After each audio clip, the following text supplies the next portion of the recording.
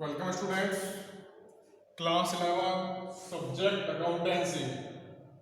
Clear है? Accountancy subject discuss कर रहे हैं। आज हम डिस्कस करेंगे सम स्पेशल एंट्रीज। क्या डिस्कस करेंगे? टुडे का टॉपिक है आज आपका, today topic is some special entries. Some special entries. First है आपकी bad debts. Bad debts recovered.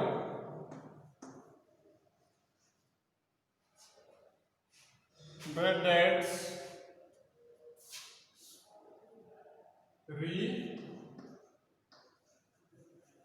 Recover. ठीक है, बैड डेट्स रिकवर का मतलब क्या होता है?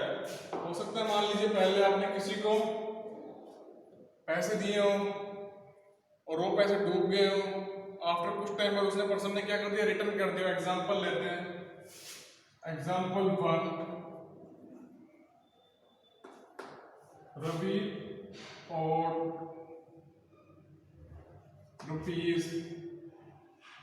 ₹10,000 and he pay only 40% of amount। Clear है? और सेकंड एग्जांपल है अमाउंट रिकवर्ड फ्रॉम रवि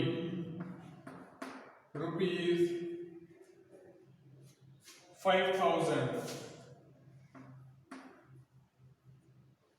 ठीक है, दोनों क्वेश्चंस ले लिए हमने। रवि और ₹10,000 एंड ही पे ओनली 40% ऑफ अमाउंट। तो इन दैट सिचुएशन क्या हो गया? एंट्री कैसे पास करेंगे? देखिए, कैश अकाउंट डेबिट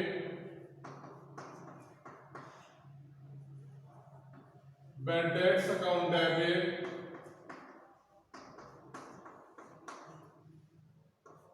मजा आ रहा है बेटा सभी को यहाँ तक? Cash account debit bad debts account debit to Ravi account. Total amount कितना है? ₹10,000। वो पे कितना कर रहा है? एंड ही पे ओनली 40% ऑफ अमाउंट। पे कर रहा है वो ₹4,000। कितना पे कर रहा है बेटा? वो 4,000। क्लियर है? तो बैलेंस कितना हो गया? 6,000। तो क्या हो गया? ये पैसा आपका एक तरीके से डूब गया। हमने एज्यूम कर लिया, मान लिया भैया रवि पैसे नहीं देगा इन फ्यूचर। मान लीजिए और रवि कह रहा है कि मैं आपको बैलेंस अमाउंट में से कुछ अमाउंट रिटर्न करना चाहता हूं। बैलेंस अमाउंट में से कुछ अमाउंट रिटर्न करना चाहता हूं। तो क्या जनरल एंट्री पास करेंगे इस सिचुएशन में? भाई इस सिचुएशन में क्या जनरल एंट्री पास करेंगे? तो cash account debit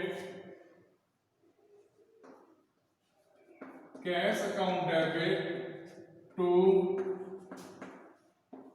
bad debts recover account. Cash account debit to bad debts recover account कितना? ₹5,000।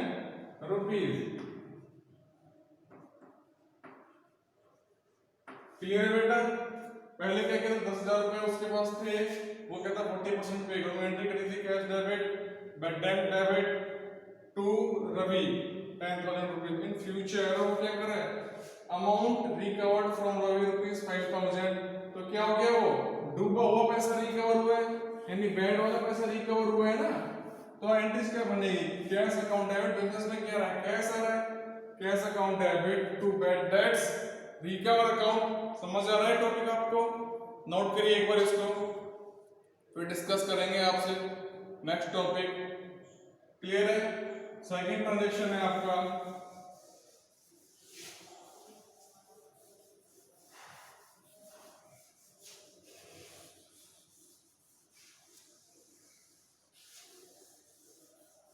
सेकंड ट्रांजैक्शन है बेटा आपका आउटस्टैंडिंग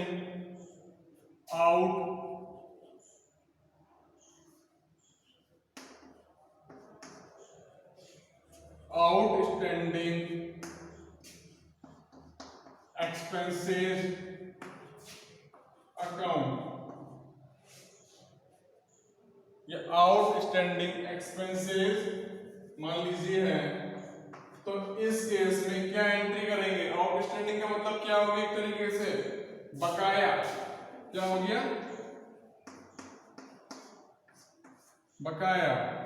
समझ आ रहा है आपको? मान लीजिए कि एम्प्लॉय वर्कर है, रवि है। देखिए एग्जांपल लेते हैं। In ABC limited company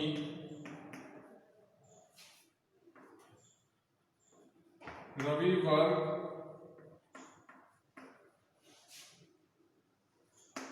during the financial year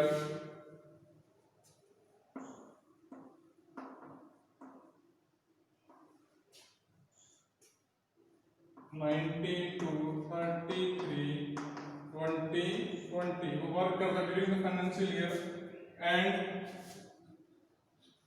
his salary rupees 10,000 per month। Clear है यहाँ तक?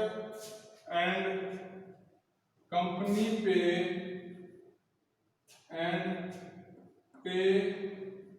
the salary during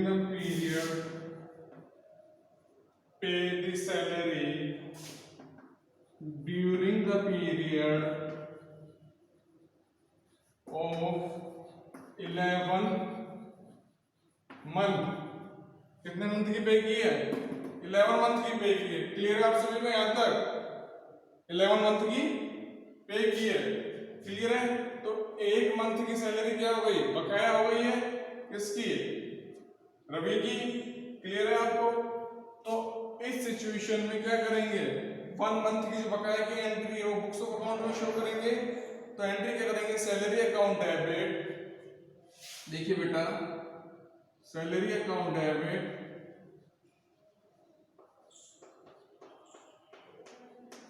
to outstanding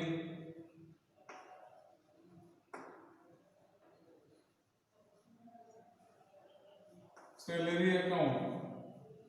payment कितना किया है उसको? 11 मंथ का during the period. Pay the salary during the period 11 month. तो 1 month क्या हो गया? आउटस्टैंडिंग। क्लियर है? तो क्या कर दी? Salary account debit outstanding salary rupees 11,000। ये क्या हो गई उसकी? 1 मंथ की बकाया हो गई है। क्लियर है सभी को? नोट करिए इसको। अगेन डिस्कस करते हैं हम। नेक्स्ट है आपका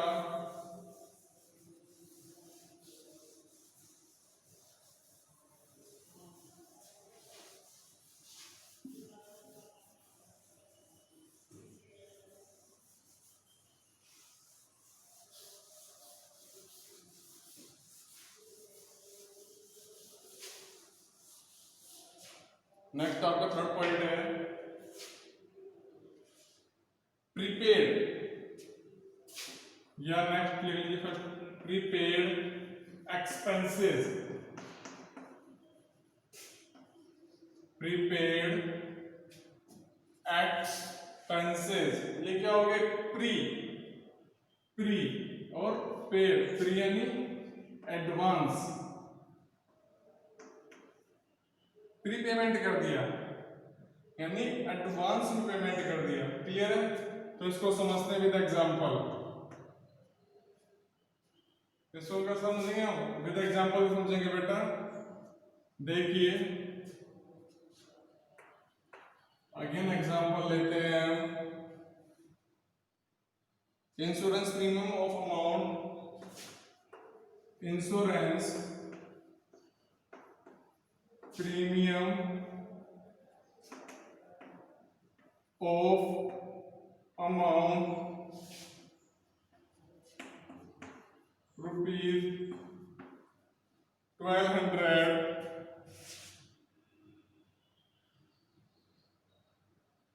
is paid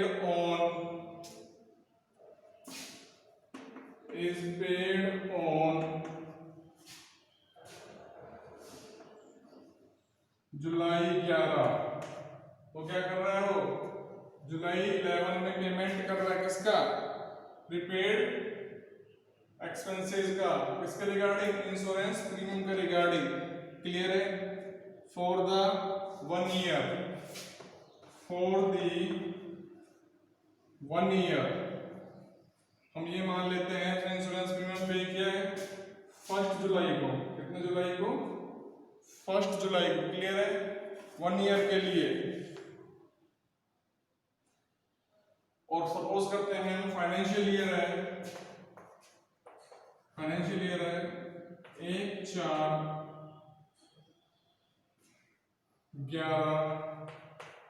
to 31/3 पर।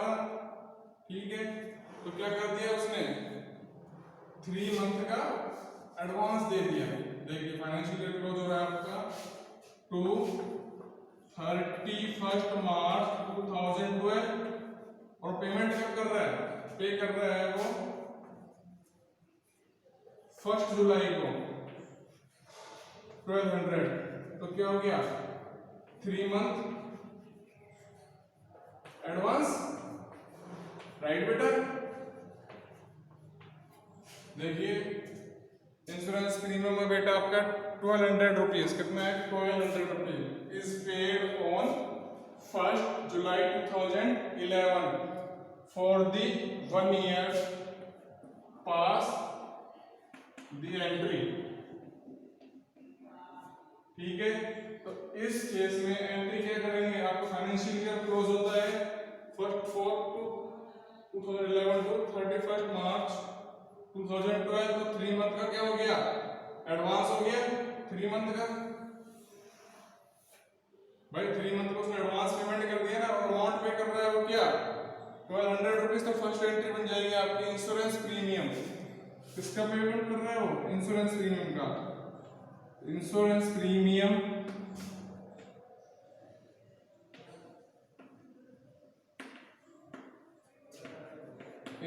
Premium account debit to cash account rupees 1200। Clear भाई सभी को यहाँ तक। कितना रुपीज का पेमेंट किया उसने, 1200 रुपीज का पेमेंट किया। अब देखिए 3 मंथ का क्या हो गया, एडवांस हो गया। तो एंट्री के पास करेंगे prepaid insurance account debit, prepaid insurance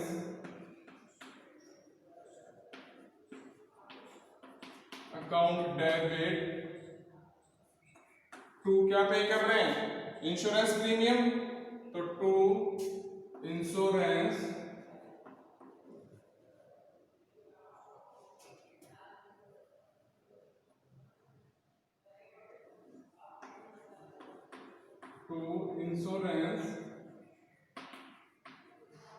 premium account. तो 12,000 इंटू 3/12, 3 मंथ का पे कर रहे हैं ना एडवांस में। तो क्या हो गया 300 रुपीज, 300 रुपीज। समझ आ रहा है बेटा आपको। क्वेश्चन क्या था हमारा, insurance premium of ₹1200 is paid on 1 July 2011 for the 1 year pass the entries. तो in that situation financial year is close every year 31 March, right.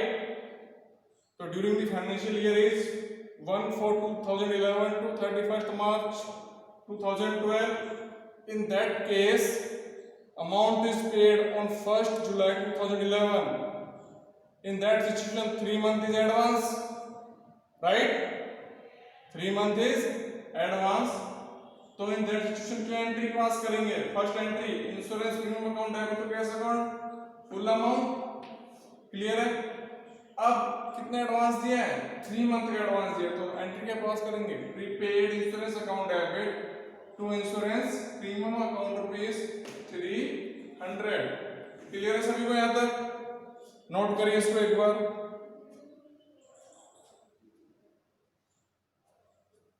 Note करिए बेटा।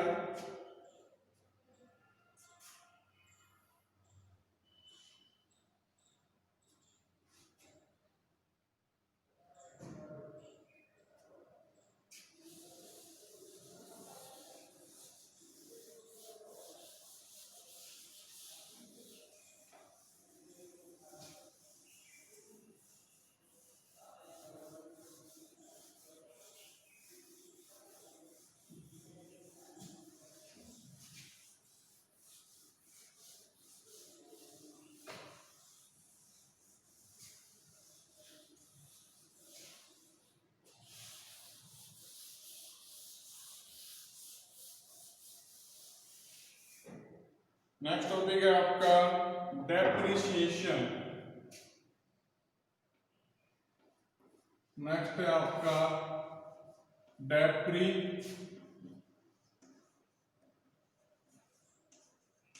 डेप्रिसिएशन। डेप्रिसिएशन क्या होता है, व्हाट इज डेप्रिसिएशन? कोई भी एसेट्स मान लीजिए आप यूज कर रहे हैं, सपोज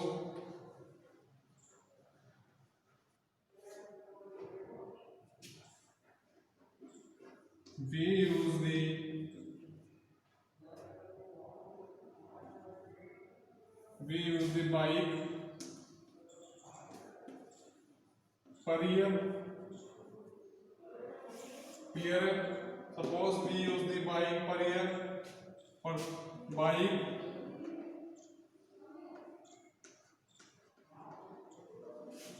purchasing 2011 में रुपीज की है 70,000 की। क्लियर है? तो अब क्या हो रहा है, उस बाइक का क्या हो रहा है, डेप्रिसिएशन लग रहा है, मीन्स वो क्या हो रही है, वियर एंड टियर यूज हो रही है। यूज होने से क्या होगा, वियर एंड टियर। ठीक है, घिसावट आ गई है, उसमें क्या हो गया, वो रिड्यूस हो गई है, या क्या समझते हैं ऑप्शुलेंस, या न्यू टेक्निक्स क्या हो गई है, प्रेजेंट टेक्निक से आउट हो गई है, नई टेक्निक से आउट हो गई, वो टेक्निक क्या हो गई, पुरानी हो गई है, तो क्या कर दिया, वैल्यू रिड्यूस होती रहती है डे बाय डे या ईयर बाय ईयर। तो इन दैट सिचुएशन क्या हो गया, बाइक की प्राइस मान लीजिए 2020 में वो बाइक मान लीजिए आपकी रह गई है ओनली 20,000 रुपीज की, तो इन दैट पीरियड क्या हो गया, डेप्रिशिएट हो गई, बिकॉज कांस्टेंट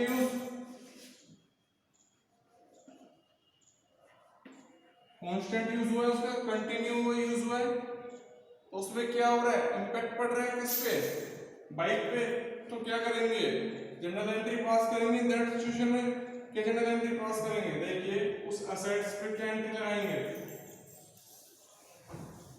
समझिए क्या जनरल एंट्री पास होगी बेटा उस केस में, depreciation account debit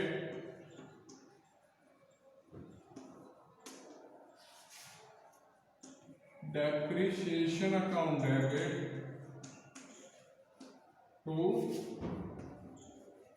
asset account, depreciation account debit to asset account। Clear है सभी को? एग्जांपल लेते हैं,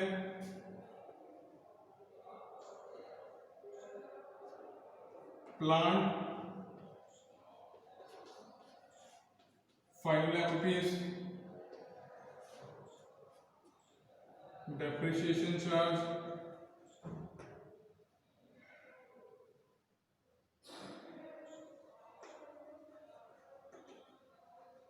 depreciation charge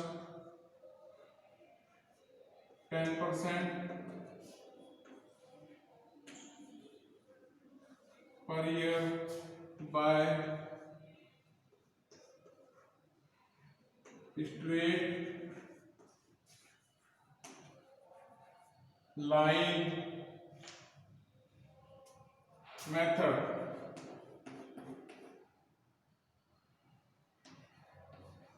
by straight line method। Clear है आप सभी को यहाँ तक? प्लांट है 5 लाख रुपीज का डेप्रिसिएशन चार्ज किया 10% पर एनम बाय स्ट्रेट लाइन मेथड। तो amount of depreciation is then amount of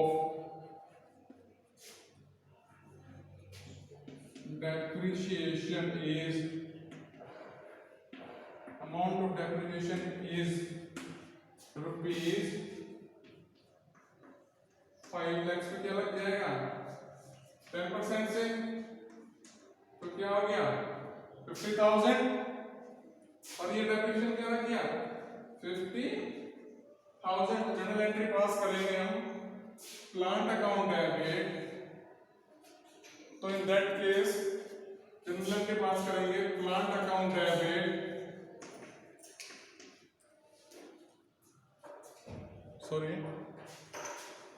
depreciation account debit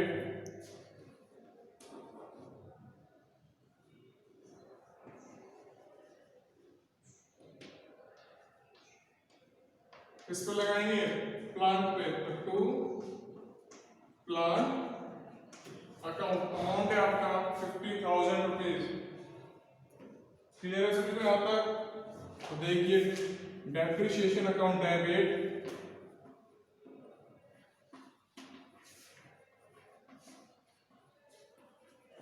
to plant account amount है आपका रुपीज 50,000। क्लियर है बेटा आप सभी को? नोट करिए एक बार इसको। किसी का डाउट हो तो फर्दर वीडियो डिस्कस करेंगे हम।